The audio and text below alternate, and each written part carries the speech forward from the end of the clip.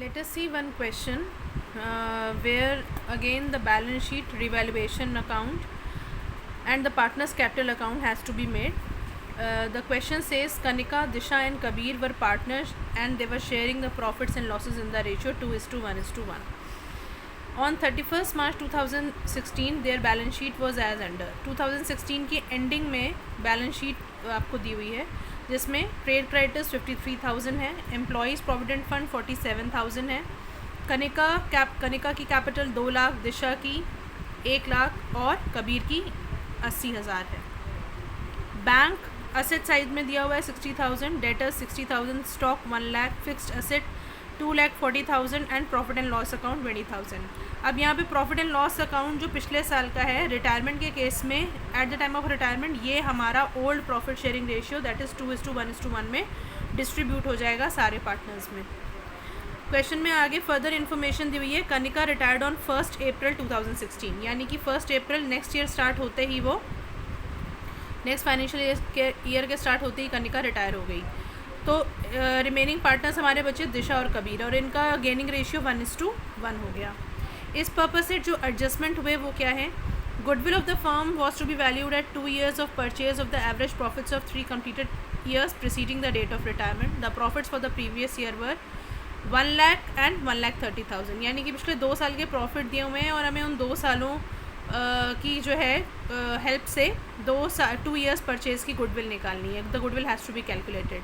So what we will be doing, we will be adding all 1 lakh and 1,30,000 plus 20,000 the profit which is given here also.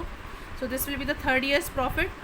All the profit will be added and divided by 3, and then because the goodwill has to be calculated for 2 years of purchase we will multiply it by 2. Fixed asset को हमें increase करना है 3 लाख से। Fixed asset हमारे यहाँ पर दिए हुए हैं 2,40,000, हमें इनको इंक्रीज़ ले करके जाना है 3 लाख तक, तो रीवैल्यूएशन में इसके बीच का डिफरेंस आएगा। स्टॉक का वैल्यूएशन 120% पर करना है, तो 1 लाख का स्टॉक है जिसका 120% हमें उसका वैल्यूएशन करना है, तो what ever the difference will come will be taken in the revaluation account. इसके अलावा जो भी अमाउंट कनिका को पे करनी है at the time of retirement वो उसके लोन अकाउंट में ट्रांसफ़र हो जाएगी। Please take this in mind that you don't have to prepare the loan account, it is just that you have to reflect the same amount as loan in the partner's capital account and the new balance sheet. Let us see the solution now. First we will be calculating the goodwill as I told you. So goodwill of the firm 1 lakh plus 1,30,000 minus 20,000 का जो loss हुआ था इसको हम 3 से divide करेंगे, whatever will come we will multiply it by 2, so we will get 1,40,000. Now we will calculate the Kanika's share of goodwill because this has to be transferred to the remaining partners in 1:1 ratio. तो 1,40,000 का 2/4 हो गया 70,000. Now 35,000 remaining partners that is Disha and Kabir उनके account में transfer हो जाएगा. Let us see the revaluation account now. As we have seen that revaluation में सिर्फ 2 ही चीज़ें थी जो कि इंक्रीज़ हो रही थी और वो थी fixed asset and stock. Fixed asset आपके 60,000 से इंक्रीज़ हो रहे थे और स्टॉक 120% बढ़ रहा था.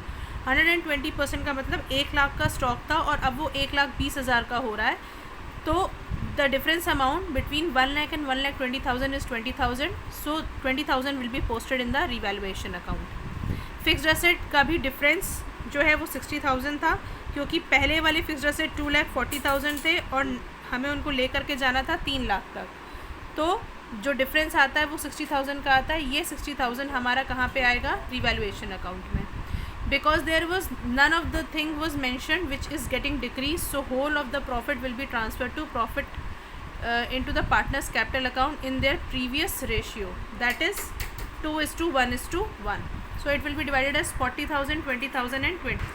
This completes your revaluation account. Whole of the amount is transferred as profit to the previous partners. So the balancing is done and the total has come as 80,000 and 80,000 on both the sides.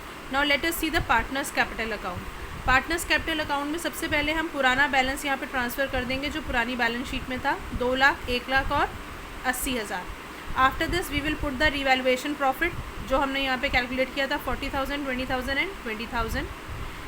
दिशा के capital से जो goodwill distribution हुआ है दिशा के account में आया है, कबीर के अकाउंट में आया है फ्रॉम कनिका। 35,000 यहाँ पोस्ट करेंगे और इसी की ऑपोजिट एंट्री हम डेबिट साइड में पोस्ट करेंगे to Kanika's capital 35 Disha and Kabir के अकाउंट में। प्रॉफिट एंड लॉस जो आपका पुरानी बैलेंस शीट में था उसको हम डिस्पोज ऑफ करेंगे in all the partners in their old profit sharing ratio, that is 10,000, 5,000 and 5,000।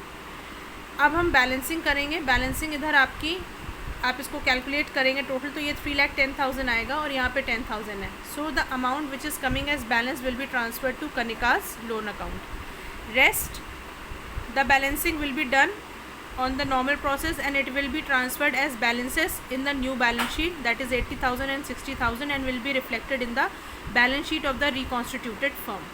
Now let us see the balance sheet. Trade creditors में कोई चेंज नहीं था तो यहाँ पे 53,000 का 53,000 आ गया। एम्प्लॉय प्रोविडेंट फंड में कोई चेंज नहीं था तो 47,000 का सेम अमाउंट ट्रांसफ़र हो गया।